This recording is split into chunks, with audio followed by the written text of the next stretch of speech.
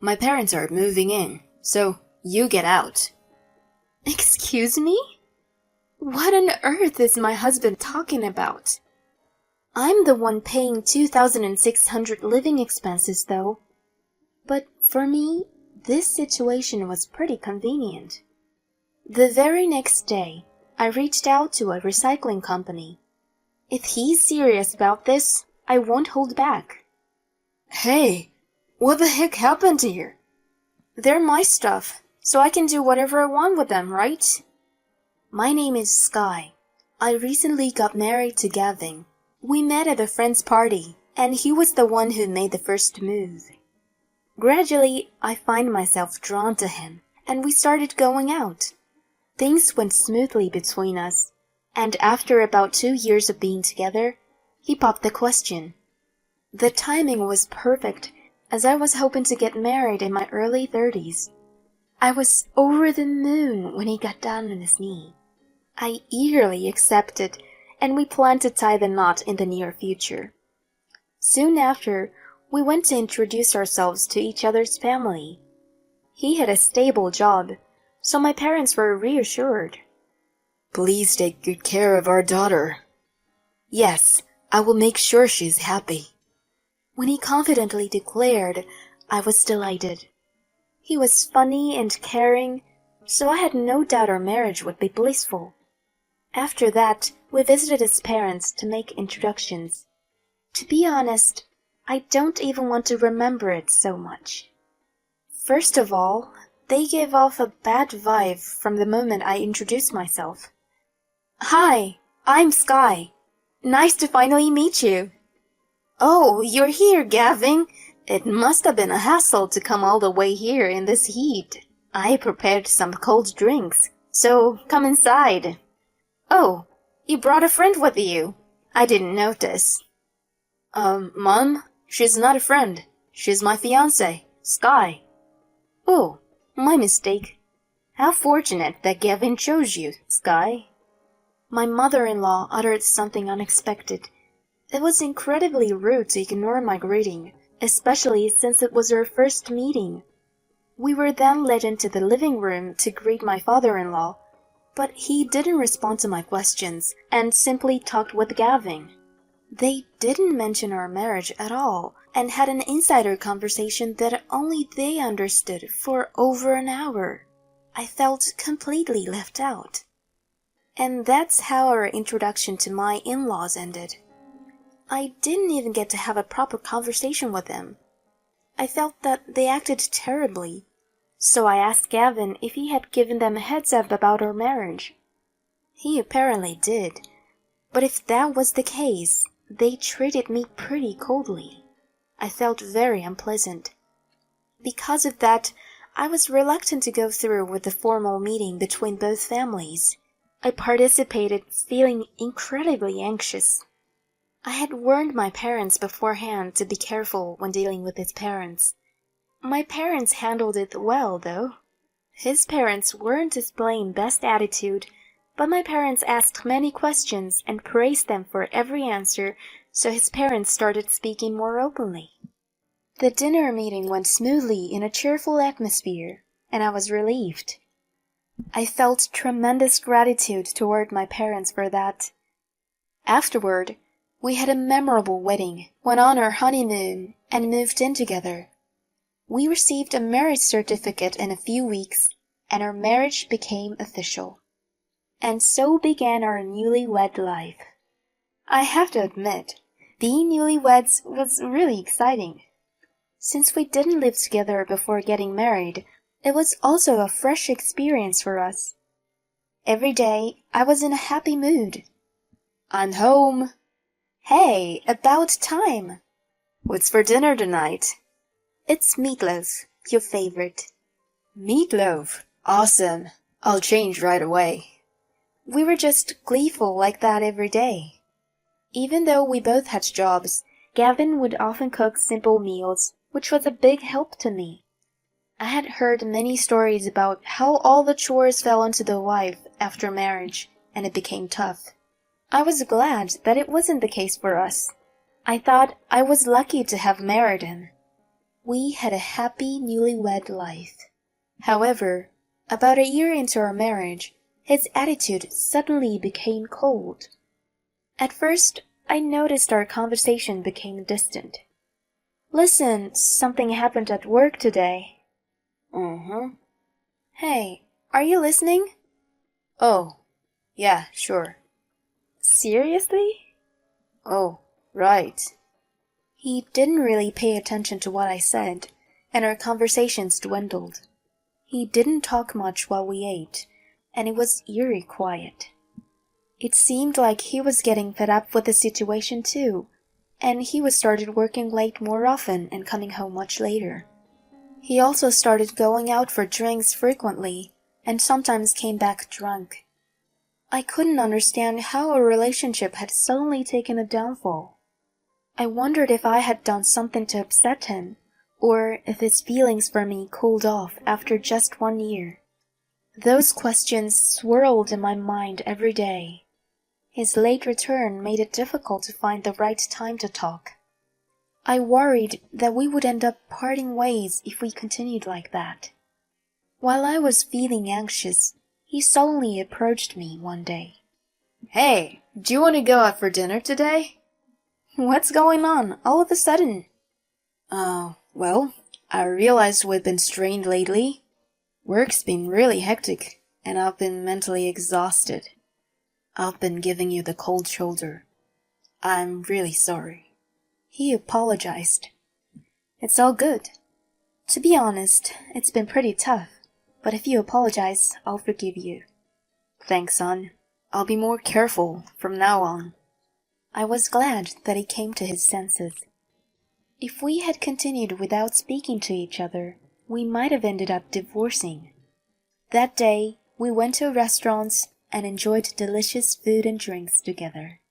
He talked about various things, just like when we were dating, and I had a blast. I felt like we could have a happy marriage again. He genuinely started acting like he used to, valuing our time together. He engaged in interesting conversations during meals, and he came home earlier. So, I was completely at ease. In the midst of that, he made a proposal. You know, there's going to be a new apartment building coming up soon. It's a great location for commuting to the city, and above all, the design looks fantastic. How about we move there? He showed me a website of the property. It looked modern and nice, as he said. We lived in an apartment I had been living in since I was single. It was in a decent location and was spacious enough for the two of us. I had bought new appliances not too long ago, and we had discussed living our newlywed life there. About 1.5 years had passed since we got married, and considering our future and the possibility of having children, it was a good time to move. The monthly rent was $2,000. It was somewhat high for our standard, but if we split it evenly, that would be $1,000 each. If we tightened our belts a bit with other expenses, we could have managed. I agreed with his suggestion and went to see the property agent right away. A few months later, the apartment was completed and we moved into our new home. The house was pristine, spacious, and had plenty of rooms, making it very comfortable. Gavin was also impressed and seemed satisfied. Once we actually started living there, it felt incredibly cozy and pleasant. With a modern kitchen, cooking every day was enjoyable. Our new home was a place of pure joy. However, something began to bother me about a month later. Honey, about this month's rent, you haven't deposited your part into the joint account yet. Oh, really? I thought I had already put it in. Please do it soon. There's a deadline. Sorry, I thought I had already done it, so I went shopping. Can you cover from me this month? I'll pay you back right away. Oh, okay. I reluctantly paid the entire rent from my salary. It was the first time I saw his lax side, so I thought he would repay me promptly. However, 2 weeks, then 3 weeks passed, and he still hadn't paid me back. In the end, the deadline for the next rent arrived. Look, you still haven't paid me for the last month. Wait, so I have to pay 2,000 all at once? That's impossible. No way, we agreed to split it in half every month. Well, yeah, but it's a bit too much, you know. Come on, don't make excuses. We made a promise, so you better keep it. I'm working hard too. I couldn't get what he meant by working hard. If he was working hard, he should be contributing to our rent for the sake of our marriage. Then, can't you set aside the rent from your salary in advance? Oh, okay. I was skeptical, and my trust in him took a nosedive. Besides the rent, I was paying for the groceries, utilities, and other expenses. It all amounted to about 2,600 a month. I wanted to save as much as I could, so it was challenging to get by on my salary alone. However, he continued to disregard the rent afterward. He only paid for the first month. Then there was a time when I got really angry with him. It happened when I was cleaning on my day off and he was working. I was vacuuming the entire place when I found something in Gavin's walk-in closet. No, isn't this a designer's brand? To my surprise, he had been buying high-end clothing. He had never worn it in front of me before, so I had no clue he owned such expensive stuff. The fact that he was spending money when he wasn't contributing to our household in the first place outraged me. So, when he came home, I confronted him. Hey, what's this? That's my clothes. What's the matter? Why are you buying such an expensive thing? It's not a big deal. I can buy whatever I want with my own salary. Well, that's true. But you haven't paid anything toward our shared expenses, like rent or groceries. When are you going to contribute?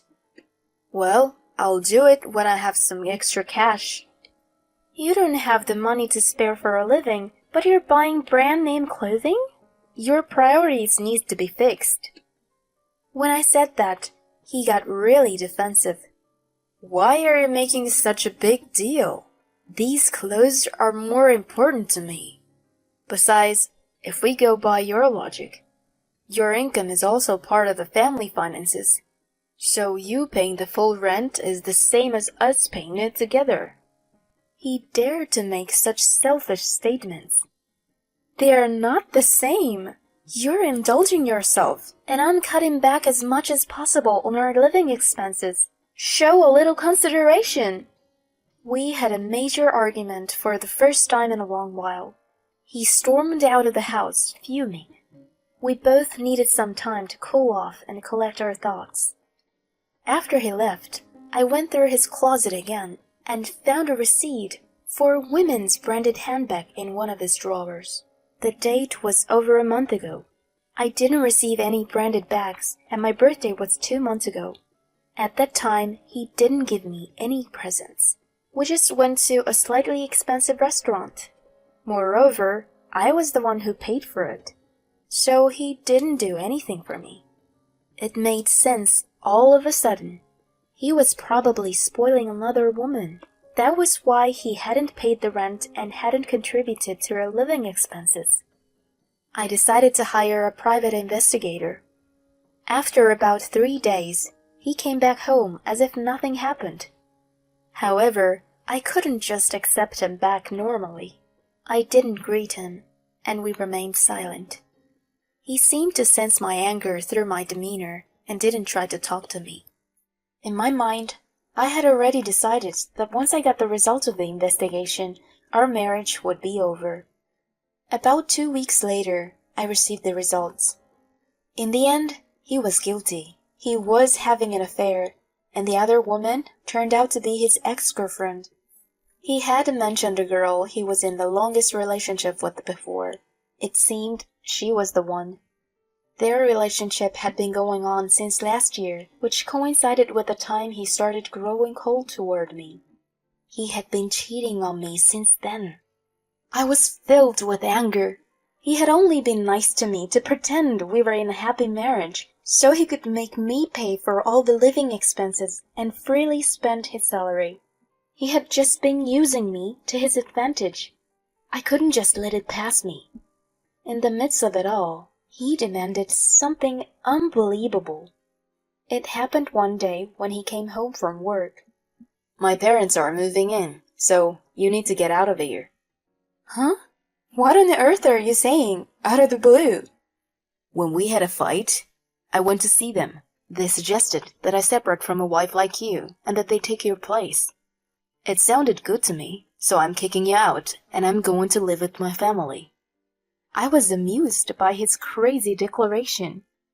I'm the one paying 2,600 living expenses, though. But for me, this situation was pretty convenient. Okay, it seems our relationship can't be repaired, so I'll leave. He smirked, saying, After you're gone, I'll come back, and left. The next day, I immediately contacted a recycling company. If he was serious about this, I wouldn't show any mercy. A few days later, I had all the furniture and appliances appraised by the recycling company and sold everything. In the end, I got a few $100s of unexpected extra income. Then I packed up my things and moved in with my parents. Gavin had already served me with the divorce papers, but I was determined to fight him. Anyway, I was relieved to be away from him for the time being. When I informed him that I had completed the move, he responded cheerfully. Got it. Well, take care. A few days later, he called again. Hey, what the heck happened here? What? We're separated now, so there's no need for contact anymore, right? But there's no furniture or appliances left. How dare you take them all? They were my personal stuff, and I'm allowed to do whatever I wanted with them, you know? All were mine from my days of living alone, so I sold them to a recycling company. Ugh, alright then. I'll have to buy everything. Really? Do you even have the money for that? Don't underestimate me. I'm earning a decent income, you know. But, you know, the rent for that place is $2,000 a month. On top of that, you'll have to pay the living expenses for 3 adults, right? It would probably add up to about 2,600 to 3,000 a month, depending on how you live. You're kidding, right? It's true. I've been paying about that much each month. No way. My salary won't be enough. Yeah, you won't have any money left for your affair either. I know everything. You've been seeing your ex-girlfriend. I'll come after you for alimony through a lawyer. Be prepared, okay? Bye then. Wait, please. I hung up the phone, and then I demanded alimony from him through a lawyer. The amount was set at $30,000, but since he hadn't saved any money, he ended up in debt. As expected, he couldn't afford to pay the rent and the living expenses, so he had to move out of that apartment immediately. However, his parents had already sold their house, so they had nowhere to go. Currently, they are reluctantly living in a cheap studio apartment with their family of 3. He had been spending money with ease thanks to my income, but now he's left with no money and can't afford to entertain his mistress anymore. As a result, their relationship faded away. He begged me for reconciliation in tears, but I ignored him completely and blocked his number. The alimony is being paid in installments. If there are any delays, his salary can be garnished, so there shouldn't be any issues. On the other hand, I'm currently living with my parents and trying to save money I couldn't. Although my marriage ended in failure, I consider it a learning experience and plan to use it to better my future.